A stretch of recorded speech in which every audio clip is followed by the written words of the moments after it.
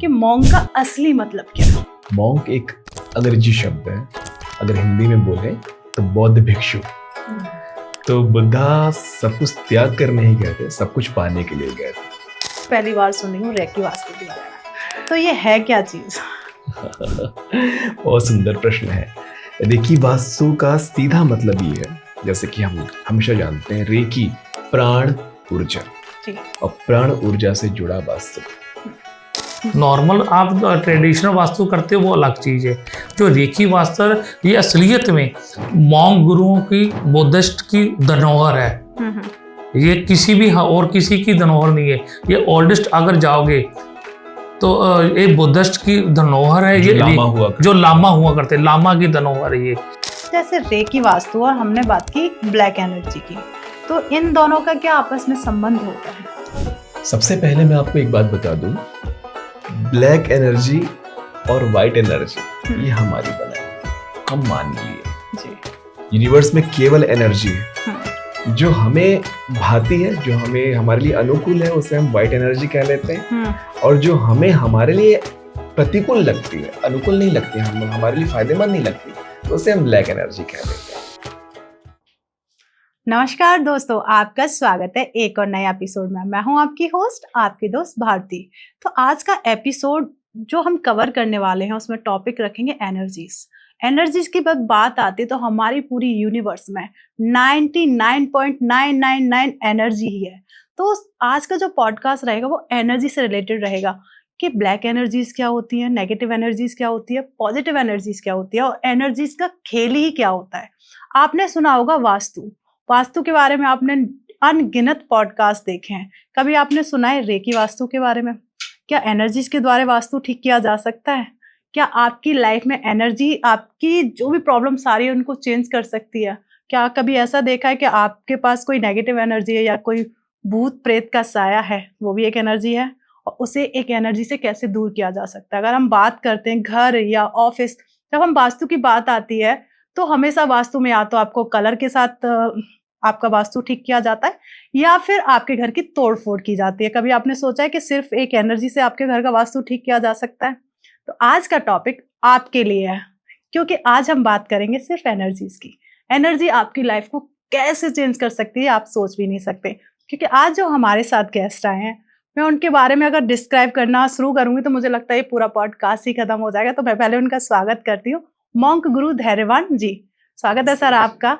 तो सबसे पहले मैं ये जानना चाहूंगी, और अभी हमारे साथ दूसरे गेस्ट भी जुड़े हैं, पहले हम उनका स्वागत कर लेते हैं, फिर मैं सर के बारे में थोड़ा सा डिस्क्राइब करूंगी। तो आज हमारे साथ जुड़े हैं हरप्रीत सर, जो कि एक साइकोलॉजिस्ट हैं। धैर्यवान सर से 7 साल से शिक्षा भी ले रहे हैं और बहुत अच्छे एक्सपर्ट भी हैं सर। तो हम बात करते हैं, पहले तो मैं स्वागत करती हूँ, आप लोगों का स्वागत है हमारे स्टूडियो में। कैसे हैं आप लोग? मैं बहुत अच्छा हूँ, आप कैसे हैं? बहुत अच्छे हैं सर।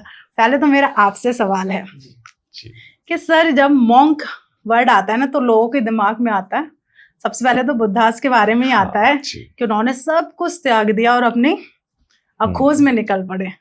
तो अगर आपको कोई, हमारे व्यूअर्स देख रहे हैं कि बहुत कम उम्र में आप यहाँ बैठे हुए हैं, तो पहले तो हमारे जो व्यूअर्स हैं उनको ये क्लियर करिए कि मॉन्क का असली मतलब क्या है।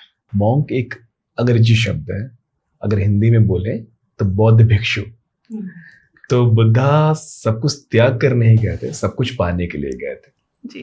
तो एक बौद्ध भिक्षु सब कुछ त्यागता नहीं है, अपितु वो सब कुछ पाने के लिए आगे निकलता है। यानी कि ये जो मटेरियलिस्टिक वर्ल्ड है उसमें बहुत छोटी सी चीजें हैं जिसमें हम सब हैं। मैं ये नहीं बोलूंगा कि हम फंसे हुए हैं जी। हम सब रह रहे हैं। अगर आप आगे बढ़ते हैं तो इसे छोड़कर आप आगे बढ़ते हैं, बिल्कुल, तो उससे त्यागना होता है सब कुछ पाने के लिए जी। तो हरप्रीत सर, एक जैसे आपने बताया सर से आप 7 साल से सर के साथ जुड़े हुए हैं, और आपको देख के, साथ दोनों लोगों को देख के एक तो पॉजिटिव वाइब्स आ रही हैं और आपका बहुत अच्छा है। तो हरप्रीत सर, कैसे आप एकदम से सर के साथ कनेक्ट हो गए, अपनी लाइन से एकदम सर के साथ जुड़ गए? बहुत अच्छा जी। पहली बात, ये क्वेश्चन मेरे तो ऐसा हमारे पंजाब में तो बहुत चलता है, क्योंकि एक सरदार एक मॉन्क गुरु के साथ कैसे कनेक्ट हो गया और कैसे जुड़ा। असलियत में पिछले 7 साल से मैंने गुरुजी के साथ रहकर 16 तरह की विद्या को सीखा है। पूरी 16 तरह की विद्या को गुरुजी के साथ रहकर सीखा है। जिसमें किसी भी प्रकार की एनर्जी को कैसे हैंडल करना है, कैसे एनर्जी को लेकर आना है, हर चीज़ एक मैंने मॉन्क गुरु से सीखी है। तो पिछले 7 साल से सीखते सीखते इस पोजीशन में हूँ कि आज गुरुजी हमेशा हर जगह पे जहाँ भी हम जाते हैं तो गुरुजी के साथ ही हम इकट्ठे रहते हैं, इकट्ठे जाते हैं। तो सिर्फ एक असलियत चीज, एक टेक्निक, एक तरीका है कि एक मॉन्क गुरु से सीखने का मतलब ये नहीं है कि आप नॉर्मल रहकर एक ऑनलाइन बात कर रही हो, नॉर्मल सीख रही हो। नहीं, जब अपना अपने 100% बेस्ट दे रही हो तो ही एक मॉन्क गुरु एक्सेप्ट करता है किसी को। कभी भी 100%, अगर आपका मेरा 100% बेस्ट ना होता, कितनी बार हम 2 साल से लेकर 2 साल मैंने अपना बेस्ट नहीं दिया। जब पे आखिर 5 सालों में जब बेस्ट देना शुरू किया तो आज आपके सामने हूँ, सर के गुरुजी के साथ बैठा हूँ आपके इस पॉडकास्ट। क्या बात है। तो सर, सबसे पहले मेरा सवाल ये है, आज हम एनर्जीज को लेके बात कर रहे हैं, तो ये रेकी वास्तु क्या है? क्योंकि जब भी हमने सुना है मॉडर्न वास्तु के बारे में सुना है या वैदिक वास्तु के बारे में सुना है, आज मैं सच में पहली बार सुन रही हूँ रेकी वास्तु के बारे में। तो ये है क्या चीज? बहुत सुंदर प्रश्न है। रेकी वास्तु का सीधा मतलब ये है, जैसे कि हम हमेशा जानते हैं, रेकी प्राण ऊर्जा जी, और प्राण ऊर्जा से जुड़ा वास्तु। वैदिक वास्तु में या हम ट्रेडिशनल वास्तु में क्या करते हैं, चीजों को, जगहों को बदलते हैं जी। कोई दीवार है तो उसे तोड़ते हैं, कोई गलत जगह पे अगर वॉशरूम है उसे तोड़ते हैं, गलत जगह पे किचन है उसे तोड़ते हैं जी। या कुछ ऐड करते हैं, रंग बदलते हैं, दीवार बदलते हैं, फोटोज बदलते हैं। लेकिन रेकी वास्तु में हम क्या करते हैं, हम सिर्फ ऊर्जाओं को बदलते हैं। क्योंकि हम दीवारों को हटा करके, चीजों को हटा करके भी ऊर्जाओं को ही बदल रहे हैं। राइट। हम रेकी में अपनी सिंबल्स के जरिए, चिन्हों के जरिए, एक हीलर अपनी ऊर्जा के जरिए, जो अपनी साधना में जिसने उसे अर्जित की थी, उस ऊर्जा को इस्तेमाल करके बिना किसी तोड़ फोड़ के, बिना किसी चीजों को हटाए, वो ऊर्जा को बदल पाता है अपनी ची शक्ति के द्वारा, ची ऊर्जा के द्वारा। हाँ, इसमें कई बार कुछ क्रिस्टल्स, कुछ अरोमा ऑयल्स, कुछ फ्रेग्रेंस या फ्रेग्रेंस यूज की जाती है, जिसके जरिए इन चीज़ों को, ऊर्जा को, एनर्जियों को सही दिशा में रखना संभव बन सकता है। और पिछले, मैं माफ़ी चाहता हूँ आपकी बात में भी फटा, क्योंकि गुरुजी की इजाज़त है मुझे ऐसे बोलने की। तो पिछले कई सालों से, हमने लगभग 4 से 5 साल से, शुरुआत में मुझे भी लगा ये कैसे ही हो सकता, संभव नहीं है, पर पिछले 4 से 5 सालों में हमारे पास इतनी टेस्टिमोनियल है जो सिर्फ बिना तोड़ फोड़, बिना कुछ बात किए, सिर्फ फूलों की सुगंध, फ्रेग्रेंस और कुछ एक आध छोटा मोटा अरोमा ऑयल लग गया, या फिर सिंपल ऊर्जा को बैलेंस करने के ची बॉल के जरिए, जैसे गुरुजी ने बताया, ची बॉल के जरिए ऊर्जा को बैलेंस करने। जैसे एक दीवार को तोड़ते हो तो उसका तोड़ने का मतलब क्या है, क्योंकि उसका ये दीवार यहाँ पे सही नहीं बनी तो इसको तोड़ो, दूसरी जगह पे कर दो, क्योंकि ये अच्छी सही नहीं है, या जो सेंटर में आ रही है सही नहीं आ रही। तो उस असलियत में करने, दीवार को क्यों तोड़ रहे हैं, ऊर्जा को ठीक करना है। इसी प्रकार अगर ची बॉल बनाकर एक रेकी हीलर, जब ची बॉल बनाकर असलियत में वो रेकी वास्तु के जरिए, क्योंकि रेकी अलग चीज है, रेकी वास्तु अलग चीज है। नॉर्मल आप ट्रेडिशनल वास्तु करते हो वो अलग चीज है। जो रेकी वास्तु, ये असलियत में मॉन्क गुरुओं की, बुद्धिस्ट की धरोहर है। ये किसी भी और किसी की धरोहर नहीं है। ये ओल्डेस्ट अगर जाओगे तो ये बुद्धिस्ट की धरोहर है, ये जो लामा हुआ करते, लामा की धरोहर है ये। असलियत में ये लामा गुरु ही तुझे अपने किसी शिक्षक को सिखा सकता है, और जैसे ही लामा गुरु ये बने हो तो इन्होंने इसके जरिए मैंने सीखा है, तो ये लामा गुरु ही एक दूसरे को सिखा सकते हैं, दूसरा कोई नहीं सिखा सकता इसको, ना ही इसको कर सकता है, क्योंकि एनर्जियों को कंट्रोल करना एक लामा गुरु जिस तरह अच्छे से समझा सकता है और करके कर से बता सकता है, वो और कोई नहीं। असलियत में मेरा कहने का तात्पर्य ये है कि एनर्जियों से रेकी वास्तु 100% संभव है, क्योंकि हमारे पास पिछले 4 से 5 साल की इतनी टेस्टमनियाँ हैं। पहले हमने शुरुआत में इतनी टेस्टमनी लेकर समझा कि शायद हो नहीं लगा मेरे से, या मुझे गुरुजी ने सिखाकर ड्यूटी मैंने भी नहीं समझा जब तक हमने टेस्ट नहीं किया। आज इतने टेस्ट कर लिए हैं कि असलियत में हम कॉन्फिडेंस से कह सकते हैं गुरुजी की कृपा से कि असलियत में ये संभव है। बिल्कुल। तो हरप्रीत सर, मेरा एक सवाल आपसे है कि मैं तो सर के बारे में इतने अच्छे से अपने ऑडियंस को नहीं बता पाई। मैं चाहूंगी कि आप प्लीज धैर्यवान सर के बारे में थोड़ा सा हमारे व्यूअर्स को आप बताएं। जी, गुरु जी, मॉन्क गुरु धैर्यवान जी के बारे में तकरीबन बहुत सारे लोग इस इंडिया के बाहर भी, भारत के बाहर भी जानते हैं।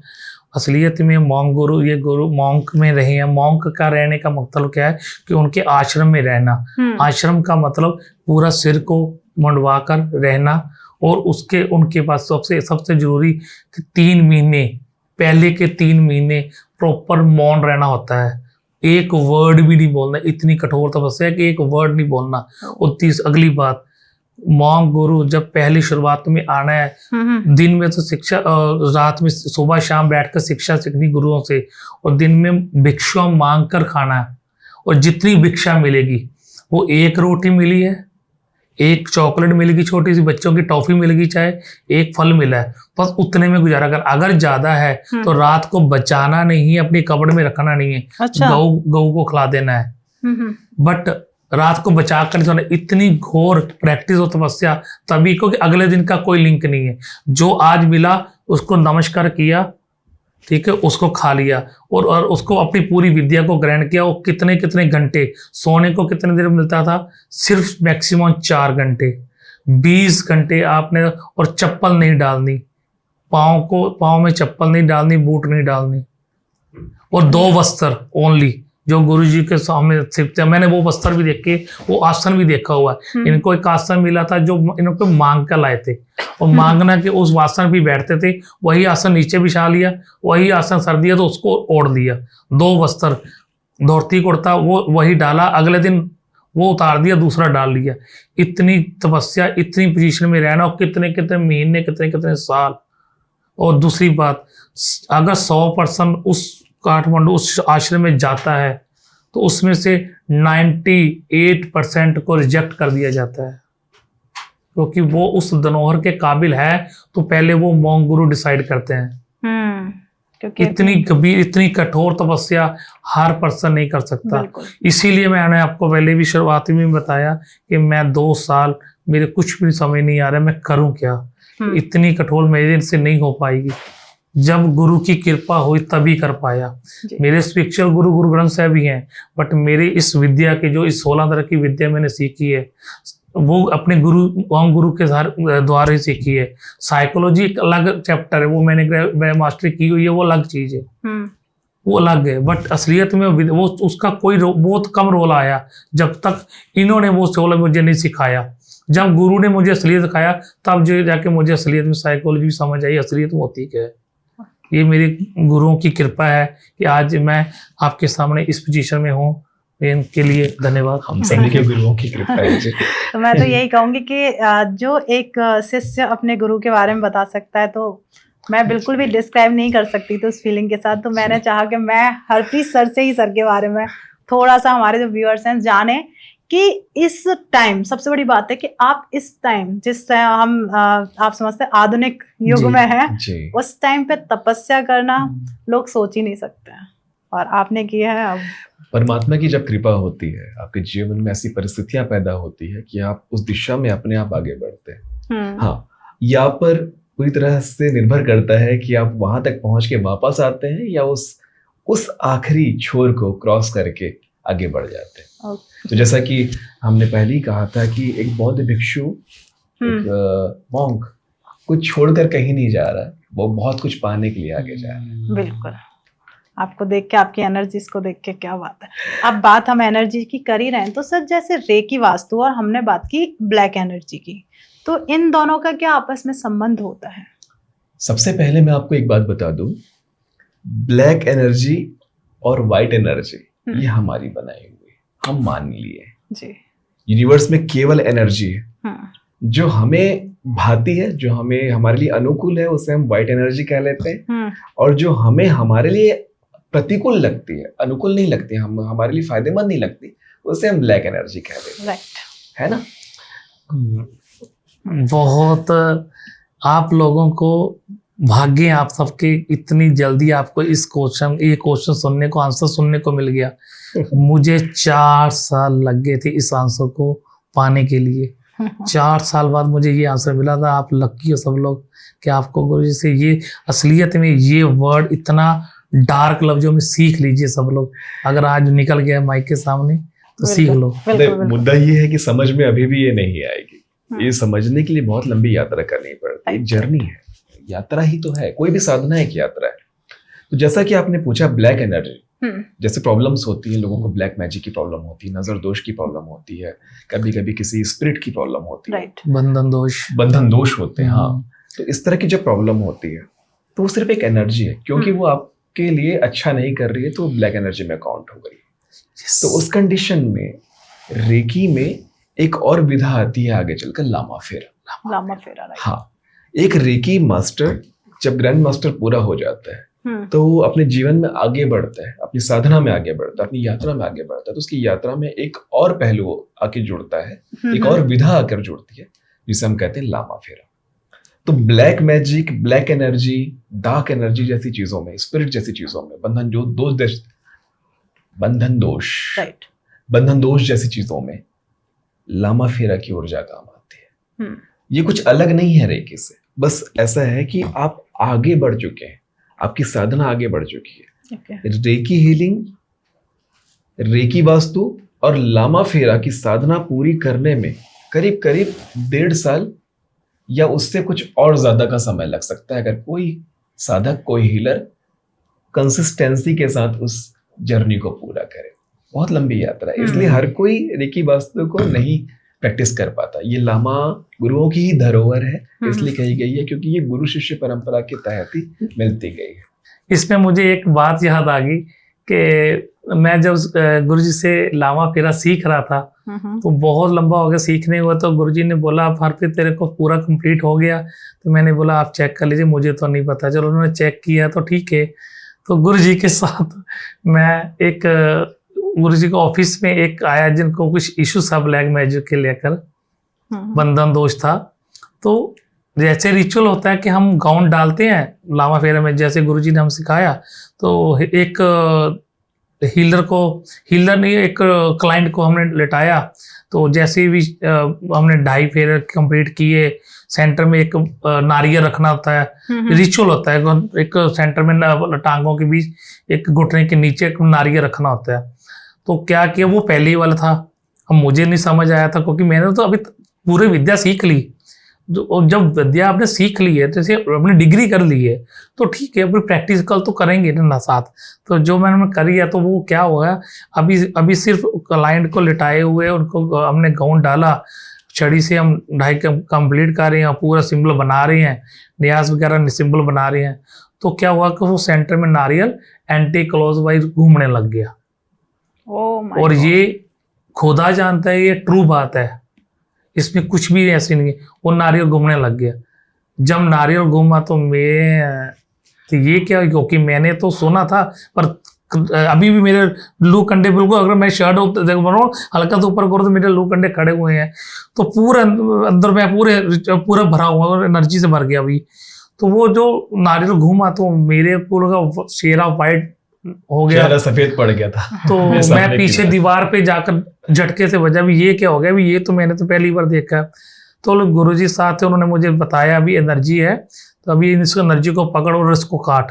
मैंने बोला मैं कैसे पकड़ लूंगा भाई, भी ये तो बहुत नहीं, तो आप तुझे जो सिखाया अब तू वक्रतुंड को बना, इसको बंद कर, ठीक है। तो त्र्यंबकम को ये सिंबल के नाम बता रहा हूँ मैं आपको। तो ये है, वो उन्होंने न्यास को बनाकर इसको पूरे आसमान में भेजा, तो उसको एनर्जी को फ्लो को ठीक किया, तब जाकर थोड़ा ठीक हुआ। तो आगे का प्रोसेस हमने चालू किया। ये आपकी बातों में मैंने ये बात मुझे याद आ गई। असलियत में ये यहाँ कहने वाली बात नहीं थी, पर फिर भी मुझे बातों बातों में ये बात याद आ गई। एक और किस्सा है मेरे पास। जी बिल्कुल। एक और किस्सा है हमारा और हरप्रीत पाजी के साथ ही हम एक वास्तु के लिए गए हुए थे। जी याद आता है पाजी आपको, कनाडा गए हुए थे। कनाडा में एक वास्तु दोष था वहाँ, और बहुत उन्होंने ट्रेडिशनल वास्तु करा रखा था, हर तरह की कोशिश कर रहे थे। तो फिर उनका हमारे से पहले 2 जन वास्तु वाले जा चुके थे वहाँ पे, कंप्लीट कर चुके थे। एक ने ट्रेडिशनल वास्तु करवाया, एक ने यंत्र वास्तु वगैरह सब कुछ कराया। अब सरदारों का तो कनाडा से गहरा संबंध होता ही है, तो इन तक बात पहुंची और फिर ये लेकर चले गए हमें। अब उनके घर में वास्तु दोष नहीं था, उनके घर में था एक रूह, स्पिरिट, आत्मा की प्रॉब्लम थी, मतलब कि एक परेशान हो रखा था उनके घर में। उस दिन मुझे आज भी याद है, क्योंकि उस दिन मैं डरा था। दूसरा देश, मेरे साथ मेरा शागिर्द, मेरा शिष्य, जिसकी जिम्मेदारी मुझ पर है। हम घर में एंटर किए और हम कभी भी हम जाते हैं तो ये आगे चलते हैं, मैं पीछे चलता हूँ। स्कॉट करते हैं मुझे हमेशा। आपके पास भी आया तो मैं आगे चलूं, ये पीछे आए हैं मेरे को। तो ये आगे गए, ये अचानक से गिर गए, गेट में ही गिर गए। मुझे लगा हरप्रीत पाजी शायद चौखट से टकरा करके या स्लिप करके किसी अचानक कोई चीज लगी और मैं गिर गए। पर मैंने बोला नहीं गुरुजी कोई गड़बड़ है। और फिर मैं सहज होकर के मैं इनको हाथ उठाते हुए मैं अंदर घुसने लगा। मैं भी झटके से सीधा पीछे फेंका गया। तो समझ रहे, किसी ने धक्का दे दिया, किसी ने पुश कर दिया। एनर्जी का एक ऐसा डोर बन गया, एक ऐसा गेट बन गया कि जैसे हम उसे आगे निकले तो वैसे झटका देके पीछे हो गया वो। तो मतलब पहले मैं अंदर नहीं जाने वो एनर्जी ने पूरा रोक लिया, अभी तुम अंदर नहीं आ सकते। वो पूरे घर के सदस्य अंदर बाहर हो रहे हैं, वो एंटिटी हमें अंदर आने देनी है। घर के सदस्य, उनके इर्द गिर्द वाले, कोई भी आ जरा आप अंदर जा सकते हो, हम नहीं जा पा रहे। वो दिन ऐसा था कि मैं डरा था, मैं पहली बार डरा था। सरदार बंदा, ये तो इन्हें तो आदत है, योद्धा है, ये तो जेनेटिकली इनकी जीन्स में जंग लड़ना है, तो ये तो नहीं डरे, जो बोले सो निहाल, ये तो चढ़ पड़ते हैं। लेकिन मेरे लिए ऐसा था कि भाई ये कोई इंसान नहीं है, ये एनर्जी है जी।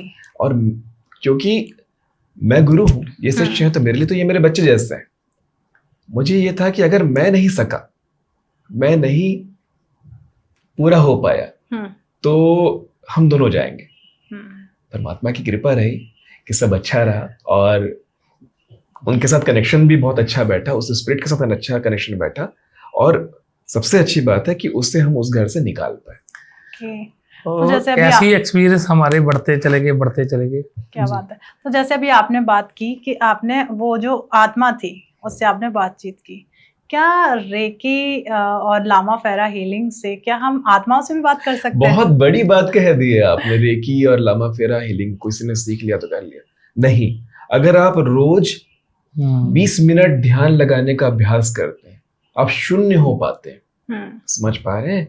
अगर आप 1 थॉट या 0 थॉट में भी बैठना जानते हैं तो आप मल्टी डायमेंशनल हो जाते हैं अपने आप। आत्माएं कोई अलग, कोई ऐसा कोई जादू टोना की बात नहीं हो रही है। एक ऐसा इंसान जिसके पास अब शरीर नहीं है। आत्मा का एक ही मतलब है कि एक ऐसा इंसान जिसका शरीर नहीं, जिसके पास अभी शरीर नहीं, वो सोल डायमेंशन में। हाँ, हम इस आयाम में रह रहे हैं जिसमें हम एक दूसरे को देख पा रहे हैं। राइट। वो दूसरे डायमेंशन, दूसरे आयाम में रह रहे हैं। उनके हिसाब से हम घुसपैठ कर रहे हैं उनके घर पे। वो उनका घर है, वो उनका जगह है जिसमें आप घुस गए हो। वो 20 साल से, 200 साल से, 400 साल से, कितने 100 साल से उस जगह पे है। उसमें आपने जमीन खोदकर घर बना लिया। अब वो एक कमरा हथिया के रखना चाहते हैं क्योंकि वो उनका जगह है। आप उसमें भी उन्हें परेशान कर रहे हो, तब तो लड़ाई यहाँ होगी। और ज्यादातर जो हीलर्स होते हैं या तांत्रिक होते हैं या कोई भी स्पिरिचुअल लीडर होते हैं,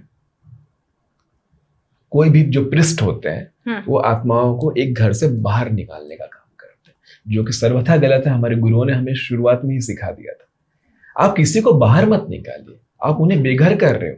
अगर किसी को बेघर किया है तो वो कोई ना कोई घर की तलाश करेगा। राइट। ये बात मुझे गुरु के जरिए, असलियत में मेरे पास इतने हीलर्स गुरुजी के कारण मुझे मिलते हैं कि कई हीलर हैं मेरे पास, बहुत हैं, लगभग 35-40 को तो मेरे मुझ में मेरे टिप्स पे हैं। तो क्या करते हैं, एनर्जी को निकाला और बाहर भेज दिया, एनर्जी को निकाला यूनिवर्स में भेज दिया, एनर्जी को निकाला ग्राउंड कर दिया, एनर्जी को निकाला ब्लैक होल में डाल दिया, एनर्जी को डाला समुद्र में डाल दिया। असलियत में आप एनर्जी को भेज रहे हो। पर जब मैंने भी शुरू से 1-2 बार ऐसा किया, तो जब देखा तो 2 या 4 महीने बाद आप देखोगे तो एनर्जी वापस वहीं पे घर पे वापस आ चुकी है और आप अपना वही वाला तांडव दोबारा कर रही है, जबकि 2-3 महीने आराम से निकल गए। उदाहरण एग्जांपल, जैसे एक डॉगी हम घर पे रखते हैं, तो जब 1-2 साल 4 साल आपके घर में रहा है तो आप उसको बहुत दूर, 4-5 किलोमीटर दूर छोड़ आते हो, भाई अब तू मत आ, हम तेरे पाल नहीं सकते, कई बार ऐसा हो करते हैं लोग, बिल्कुल बिल्कुल। तो वो घूम घाम कर दोबारा घर में आ जाता है। right. सेम एनर्जी ऐसी होती, आप उसको जितना मर्जी रिमूव कराओ, छोड़ाओ बाहर, तो वो वापस, क्योंकि उसका घर है। जैसे अभी गुरुजी ने बताया कि वो उसका घर है, वो घर 50 साल से है, 20 साल से है, 100 साल से है, 200 साल से है, उसका नहीं है, वो उसका घर है। उसको नहीं पता कि मैं मर चुकी हूँ, जब मर गई हूँ। वो कहते हैं तो आप लोग मेरे घर में आए हो, मैं आपके घर में नहीं आए। कहीं ना कहीं वो आफ्टर लाइफ में वो अब जिंदा है, तो वो एनर्जी को करना क्या है ना, वो आफ्टर लाइफ में जिंदा है ना, उसका तो हाँ। आफ्टर लाइफ में जन्म हुआ। जिस दिन एक शरीर खत्म हुआ उस दिन एक आत्मा का आफ्टर लाइफ में जन्म हुआ। राइट, बिल्कुल सही बात है ये। एनर्जी को वो करना कैसे रिमूव, वो एक अच्छा लावा गुरु ही सिखा सकता है, समझा सकता है और कर सकता है। ओके, जैसे तो उसके लिए ये बिल्कुल हाँ, मैं वही क्वेश्चन करूंगी कि जैसे अभी आपने बताया कि एनर्जी अपने, जैसे मान लेते हैं हम यहाँ हैं, एक एनर्जी यहाँ हमारे साथ है, उसके आपके अकॉर्डिंग कि वो इसी का घर है, ठीक है, और हम फिर उसके अकॉर्डिंग उसका घर है, सॉरी हाँ, उसके अकॉर्डिंग उसका घर है, जी। तो वो उसे हम निकालेंगे नहीं, दिन ब दिन हमें परेशान कर रही हैं, तो फिर उसको हम कैसे शांत करेंगे, कैसे ना हमें भी परेशानी हो ना उन्हें परेशानी हो, तो वो कैसे एक हीलर उसे ठीक कर सकता है? अब मैं इसको फिर से एक दूसरे एग्जांपल से जोड़ता हूँ। जो एक छिपकली है आपके घर में रह रही है जी, तब वो उसका घर है, राइट, वो जहां पर भी रह रही है उसका घर है। कॉकरोच वो उसका घर है, चींटी यहाँ आ गई, कोई भी इंसेक्ट्स आपके घर में आ गए या पहले से हैं। कई बार ऐसा होता है दीमक, एक नया घर बनाते हैं वहां दीमक होता है जी। अब जहाँ बाम्बी होती है वहां अगर आप घर बनाएंगे, जहाँ दीमक का कल्चर ऑलरेडी है, वहां घर बनाएंगे तो दीमक आपके घर में हमेशा रहेगा जी। तो वो उसका घर है, तो वो उसके अकॉर्डिंग उसका घर है। तो कहीं ना कहीं एक लामा फेरा हीलर जब रेकी वास्तु करता है और उसको पता चलता है यहाँ कोई स्पिरिट है, तो वो उसे उसके घर से निकालता नहीं है, वो उसे स्थान देता है। हाँ, ओके, मतलब उसी घर में एक स्थान दे दिया जाता है। या तो उस घर में स्थान दीजिए या कहीं उसको स्थान दीजिए। तो हमारे गुरुओं, लामा गुरुओं ने जो सबसे पहला चीज हमें सिखाया है नारियल। पूरे लामा फेरा हीलिंग में जो सबसे सबसे महत्वपूर्ण घटक है वो है नारियल। ओके। और दूसरा नींबू। नींबू का प्रयोग हम क्लीनिंग के लिए करते हैं, नारियल का प्रयोग हम कैरी करने के लिए करते हैं, धारण करने के लिए करते हैं। तो उस नारियल में हम उस स्पिरिट को जगह देते हैं, उसको वो घर देते हैं कि आप यहाँ आइए।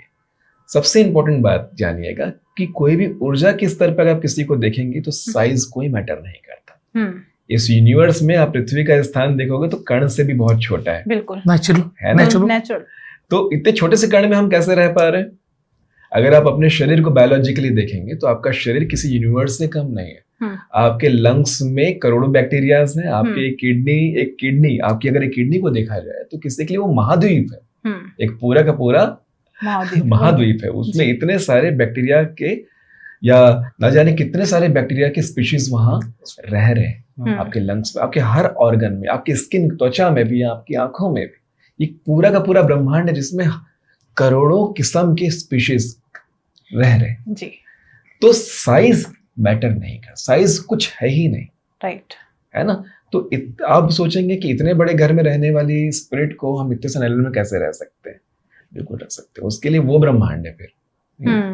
तो आप एक लामा फेरा हीलर अपनी ऊर्जा की मदद से, अपनी साधना की मदद से, जिसमें हम इंचेंटिंग करते हैं और अपने सिंबल्स की मदद से उन्हें पूरी तरह से आमंत्रित करते हैं, ससम्मान पूरे आदर के साथ इस नारियल में हम उन्हें जगह देते हैं। अब ये नारियल में आने में हम उन्हें कैद नहीं कर रहे हैं, वो जब चाहे निकल सकते हैं। कैद किया तो गड़बड़ है, ओके। आप हिंसा कर रहे हो, आप एक हीलर हो, हम हिंसा नहीं कर सकते।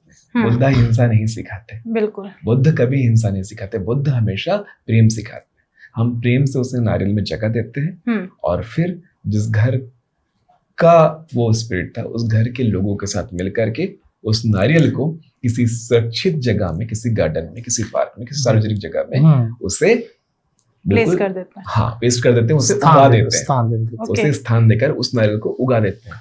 नारियल की एक अच्छी बात यह है, बहुत जल्दी उसमें स्प्राउट निकल आता है और वो एक पेड़ बनता है। जैसे जैसे वो पेड़ बनेगा उस आत्मा को एक शरीर मिलेगा और इस तरह से वो इस यूनिवर्स में एक स्थान प्राप्त करके, एक जगह प्राप्त करके, उसको क्या चाहिए?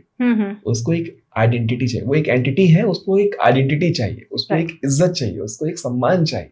राइट। और जैसे ही वो पेड़ बनता है, वो उसको एक शरीर मिलता है, और उसके बाद वो पेड़ बहुत सालों तक जिंदा रहेगा कि एक साथ आराम से यूनिवर्स में समा जाता है। तो इस तरह से उसको गति प्राप्त हो पाती है। जी, इसमें थोड़ा सा ऐड ऑन करूँ अगर आपकी इजाज़त हो, तो कोई भी पर्सन इस पूरी चीज़ को सुनकर आध अधूरी बात को समझने के प्रयास करके खुद करेगा, तो वो हो सकता है कि ना, जब तक एक अच्छा गुरु आपको प्रॉपर शिक्षा नहीं देता, ये मेरी पर्सनल राय है आप सब लोगों से, जब तक एक अच्छा गुरु आपको पूरी शिक्षा नहीं देता, तो ऐसे रिचुअल कॉपी पेस्ट ना करें।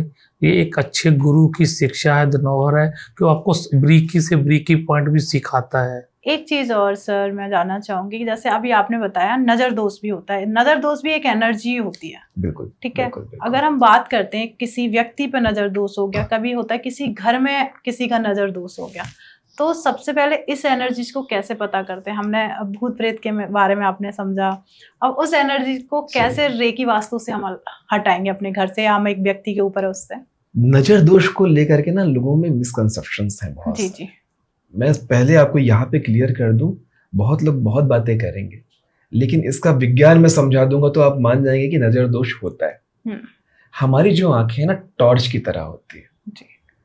आपके पूरे शरीर में केवल आंख एक ऐसा अंग है जो बिल्कुल कांच की तरह होता है, शीशे के जैसा होता है।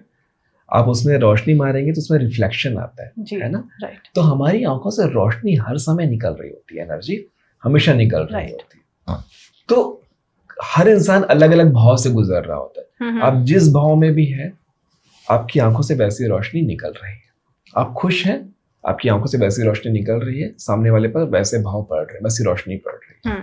आप दुखी हैं, सामने वाले पर वैसे भाव पड़ रहे हैं, वैसी रोशनी पड़ रही है।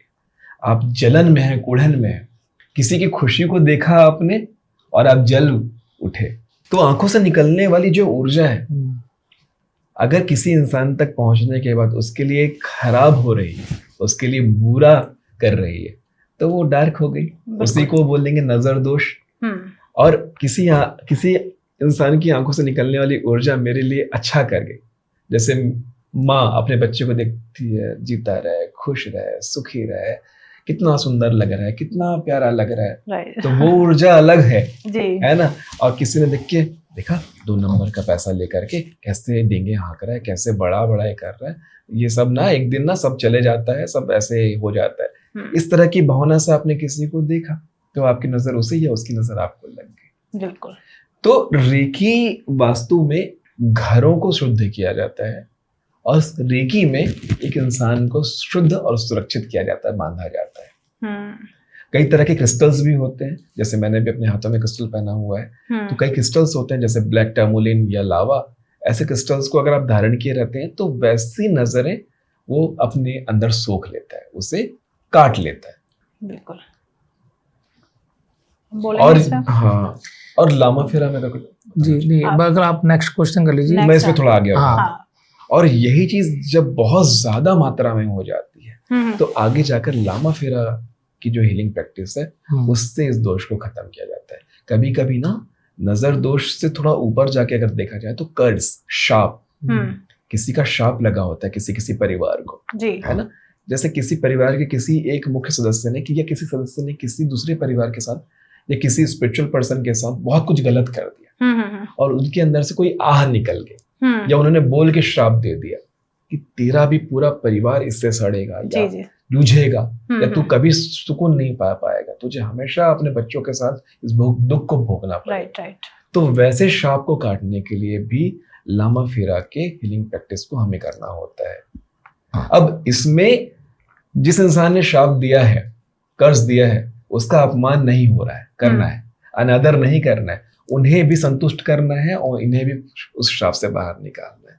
मैं आपको एक बात बोलता हूँ जी, आपका नाम प्लीज बताइए। भारती।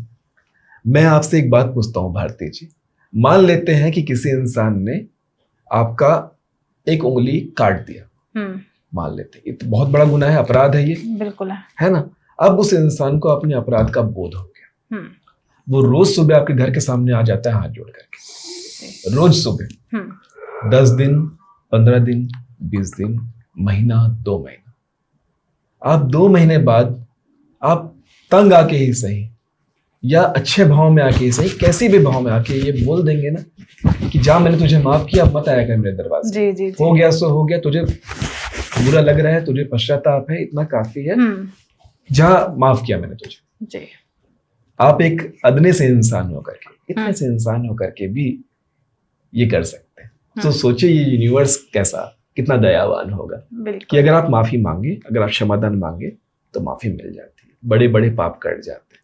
तो लामा फेरा में इसे ही एक सही सूत्र में बांध करके एक लामा फेरा हीलर दोनों पक्ष को संतुष्ट करता है, जो कर्ज भोग रहा है और जिसने कर्ज दिया है। बिल्कुल। चाहे वो दिया हुआ पर्सन अभी शरीर में भी नहीं है, 200 साल 300 साल पहले उसने अगर कोई कर्ज दिया हुआ, 300 सालों से एक परिवार में कर्ज चल रहा है, उसे भी ऐसे काटा जा सकता है। बिल्कुल। तो जब बात आती है, जैसे आपने भी कई बार देखा होगा, हेल्थ इश्यूज बहुत हो जाते हैं, तो मैंने भी सुना है कि उसे एनर्जीज के द्वारा भी ठीक किया जा सकता है, लामा फेरा हीलिंग के द्वारा भी ठीक किया जा सकता है। ये तो एक है कि उससे ठीक किया जा सकता है। कई बार ऐसा होता है कि हेल्थ खराब है, डॉक्टर भी ठीक नहीं कर पा रहे हैं उसको, और क्या उसके अंदर कोई एनर्जी एंटर कर चुकी है या फिर उसकी कोई पर्सनल हेल्थ में इशू है, क्या इसको हम लामा फेरा हीलिंग या रेकी वास्तु से पता कर सकते हैं? बहुत आसानी से, बहुत आसान है इसके क्योंकि एक लामा फेरा हीलर एक जस्ट एक सेकंड में ही आपको देखते सारी बता देगा कि इसमें पोजीशन क्या है, इसकी एनर्जी कंट्रोल कौन कर रहा है, ये खुद में है, अपने आप में ये पर्सन है या नहीं है, या इसकी एनर्जी को, इसकी सॉल को किसी ने जकड़ रखा है, या कोई इसको और बंदा पकड़ के बैठा है, या इसको इसकी ड्राइविंग, जैसे ड्राइवर को इसका और है, ये खुद गाड़ी नहीं, इसकी ये खुद की बॉडी नहीं चला रही, इसका ड्राइवर कोई और है। तो वो एक अच्छे हीलर को लामा फेरा, एक अच्छे गुरु से सीखा हुआ पर्सन हीलर, उसको एक सेकंड में ही, ज़्यादा देर नहीं लगती, एक सेकंड लगती है। तो असलियत में इन चीज़ों का कोई बड़ी गेम नहीं, एक हीलर के लिए सबसे छोटी है। क्योंकि असलियत में जवाब क्या है कि जब डॉक्टर भी जवाब देते हैं, रिपोर्टें सही आती हैं। हाँ। रिपोर्टें आपने देखा होगा कि मैंने तो 12-13 हज़ार के 15 हज़ार के टेस्ट करवा लिए, तो डॉक्टर कहते रिपोर्टें ठीक है, तो मुझे तो समझ नहीं आ रही। तो उसका कारण ये है, ड्राइवर कोई और गाड़ी चला रहा है। कारण गाड़ी कौन, आपने अपनी खुद की गाड़ी किसी और के हाथों में दे दी है, या उसने जबरदस्ती आपसे गाड़ी ले ली। गाड़ी मतलब बॉडी, आत्मा, सोल, राइट, ठीक है। तो हम हीलर्स में उसका कुछ नहीं है, सिंपल है, उसको आज्ञा देनी। कई बेबी सोर्स ऐसी होती हैं कि सिंपल एक अच्छे गुरु से सीखा हुआ पर हीलर एक आज्ञा ही दे दे तो उसकी आज्ञा वो मान जाती है, उसकी ड्राइवरी, उसको ड्राइवर छोड़ दे। जैसे उदाहरण के, एक ड्राइवर ने गाड़ी लेकर आया कि मोहल्ले में, तो उस मोहल्ले का गुंडा, ओए भाई तुम अपनी गाड़ी ये छोड़ो, ये गाड़ी तेरी नहीं है, जो मालिक है वो उसका, वो आप छोड़ो भागो, तो वो उसकी आगे ऑर्डर ही मान लिया।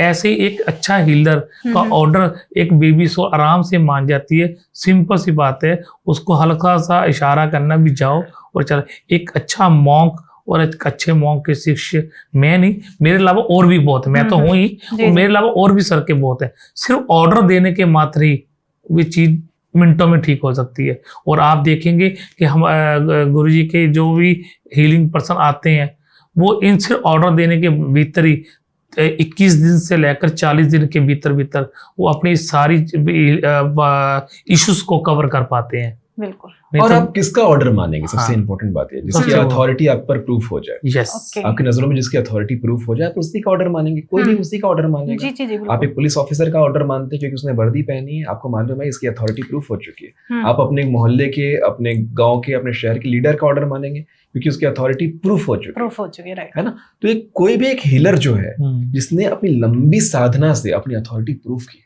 अपने शक्तिपात से लेकर अपनी लंबी साधना, एक हीलर को बहुत कुछ त्याग करना पड़ता है। बहुत कुछ। अपनी नींद त्याग करता है वो, अपने खाने में त्याग करता है वो, अपनी इंद्रियों में त्याग करता है, सात्विक भोजन पे आ जाता है, अपनी वासनाओं पे त्याग करता है वो। इतने सारे त्याग के बाद एक हीलर में एक अथॉरिटी आती है, जिसकी अथॉरिटी की वजह से एनर्जीज उसका कहाँ मानने के लिए विवश है, क्योंकि यही आदेश है यूनिवर्स का, यही परमात्मा का आदेश है। बिल्कुल। तो एक चीज और हरप्रीत सर और धैर्यवान सर, कि कई बार आपने भी सुना होगा कि हस्बैंड वाइफ दोनों ठीक हैं, कोई उन्हें मेडिकल इश्यूज नहीं है, पर उनके बच्चे नहीं हो रहे हैं। तो अगर हम बंधन की बात कर रहे थे, तो कोक बंधन भी एक कोक बंधन, जी। हाँ, इसमें वो 4-5 तरह की चीजें काम करती हैं। सबसे पहले वास्तु, ठीक है, उसके बाद एनर्जियां, उसके बाद बंधन दोष, नजर दोष और ब्लैक मैजिक। इन चीजों के ऊपर एक अगर अच्छे तरीके से एक हीलर रेडी है, इन चीजों को जब सीखा हुआ है, तो और जबकि वो किसी भी हीलिंग के लिए चुना जाता है उस परिवार के लिए, तो उस हीलर को उसका एक पहलू नहीं देखना। जैसे एक मैट्रिक का पेपर देने हैं, 6 पेपर देने हैं, तो अगर एक पेपर दे दिया, 2 दे दिए, 4 दे दिया, तो आप पूरे नंबर ले लिए तो मैट्रिक पास नहीं कर सकते। इसी हिसाब से जब हीलर किसी क्लाइंट के पास जाए, किसी घर में घुस जाता है तो हीलिंग करने, तो उसने हर पहलू को नोट चेक करना है वास्तु का। इसीलिए रेखी वास्तु है, उसकी एनर्जी, घर की एनर्जियां कैसी हैं, यहाँ कोई स्पिरिट है तो उसको रिमूव कैसे करना है, या स्पिरिट नहीं है तो अप डाउन तो नहीं कर रही, आ रही है, रुक रही है और जा रही है।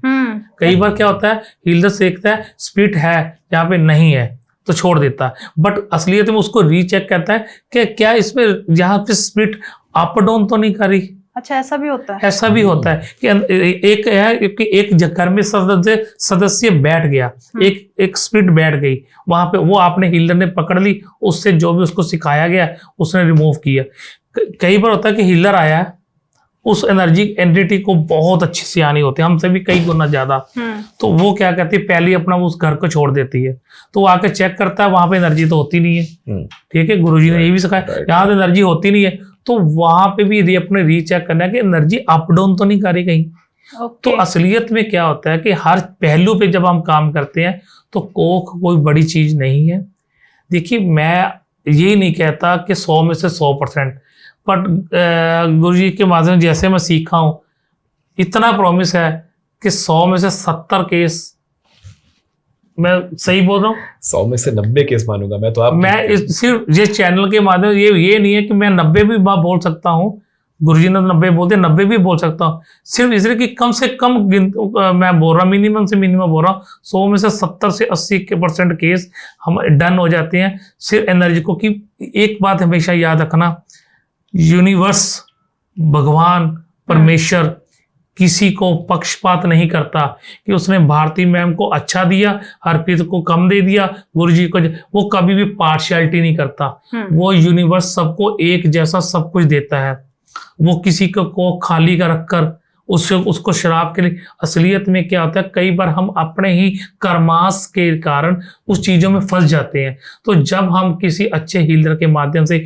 उन चीज से निकलते हैं, तो याद रखना, बच्चा बहुत बड़ी बात नहीं है, कैंसर, एड्स तक के रोग ठीक हो जाते हैं इस हीलिंग के माध्यम से। ये प्रॉमिस है, ये गुरु जी की कृपा है कि इस चीजों को मैं भी सीख कर और यहाँ तक पहुंच पाया हूँ। जी, जैसे धैर्यवान सर आपने बताया, हरप्रीत सर ने भी बताया कि आप जब आपके कनेक्शन में जो भी आते हैं, आप उन्हें देख के बता सकते हैं कि इसके अंदर ये एनर्जी है, चाहे वो ब्लैक हो, पॉजिटिव हो, कैसे भी हो। पर जिनके अंदर ये एनर्जी है, वो कैसे पता करें? हाँ, कैसे पता करें? बहुत ही सुंदर प्रश्न। पहले तो मैं आपको ये बता देता हूँ कि ये कैसे संभव है कि कोई हीलर जिसने साधना की है देख के आपको, अगर मैं ये सिखा दूं कि घड़ी क्या होता है, ठीक है, और आपको ये सिखा दूं कि ब्रेसलेट क्या होता है, तो अब आप देख के बता सकते हैं। बिल्कुल, है ना? मतलब आपको सिर्फ ये पता होना था कि घड़ी क्या चीज होती है, ब्रेसलेट क्या चीज होती है ना?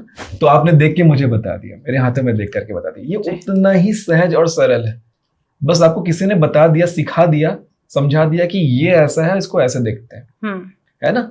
अब आप घड़ी मैंने यहाँ पहन रखी है और आप इस दिशा में देखेंगे तो आप कभी नहीं बता पाएंगे घड़ी क्या होती है, क्या होती है भी या नहीं। बिल्कुल। तो सही दिशा में देखना, तो कहाँ देखना और किसे देखना अगर आपको पता है तो आप आराम से देख के बता सकते हैं। कोई भी देख के बता सकता है, जिसने भी साधना की, जिसने भी अपनी प्रैक्टिस अच्छे से की है, वो देख के बता सकता है।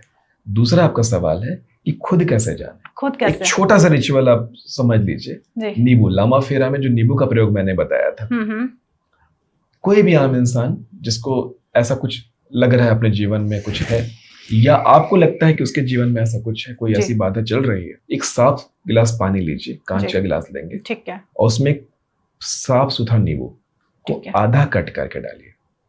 पूरा फटना नहीं चाहिए वो, आधा कट करके डालिए, मतलब कट लगाया, ठीक है, और पानी डाल दिया और जातक के राइट साइड में रख दीजिए जब वो सोया है।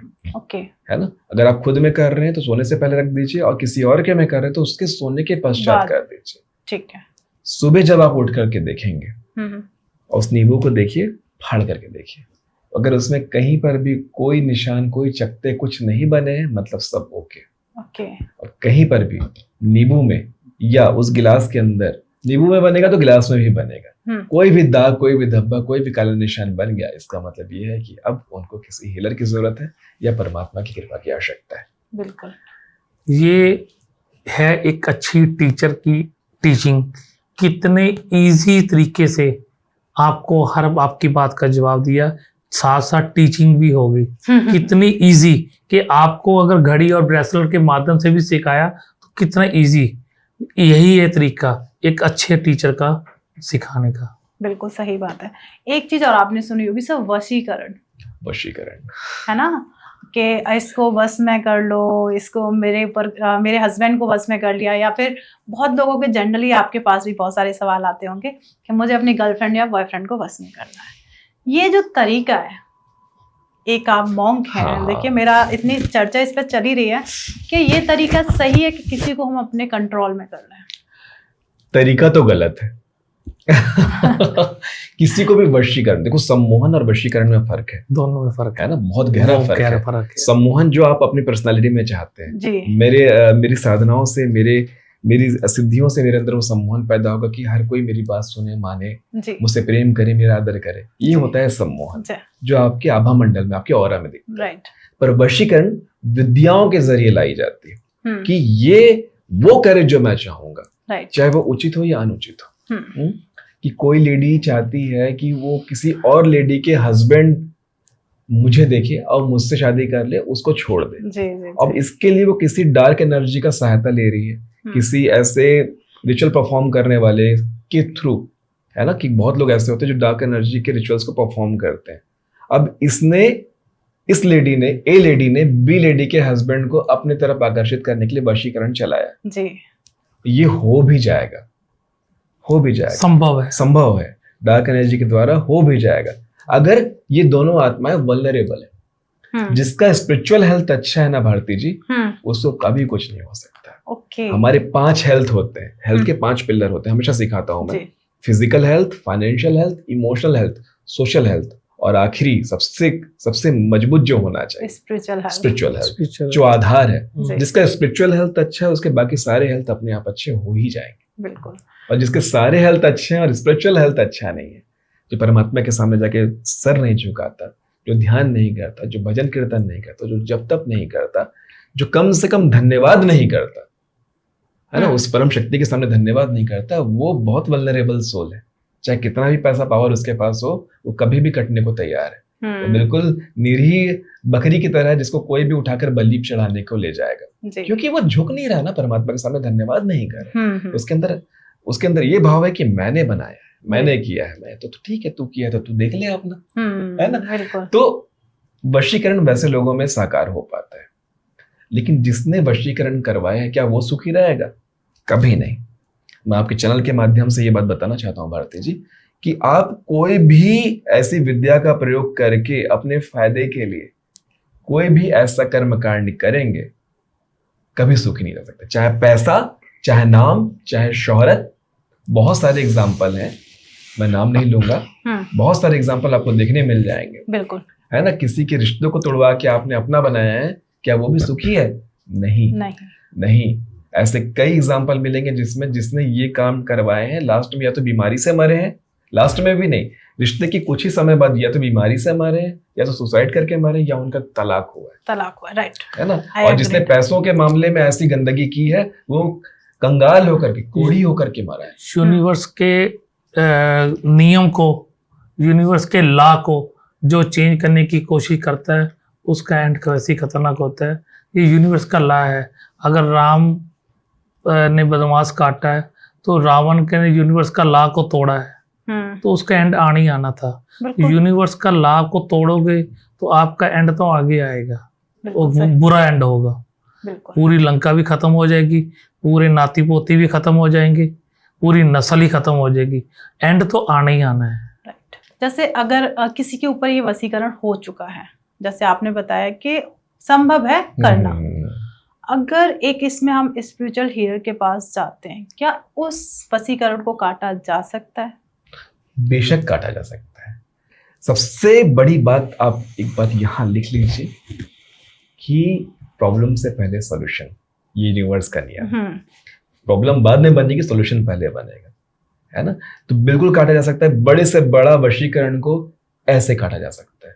आपको ये बात तो मानते हैं ना कि बनाना मुश्किल है, हाँ, खत्म करना आसान, बिल्कुल, है ना। आप यहाँ मुश्किल से एक कपड़ा तैयार होता है मशीन में धागा बुन के, लेकिन उसको काटना एक कैंची का काम, कच कच कच, 3 कैंची और कपड़ा कट गया। राइट। तो कितने भी मुश्किल से एक वशीकरण तैयार किया जाए, कैंची का धार अगर जबरदस्त है तो काटना आसान।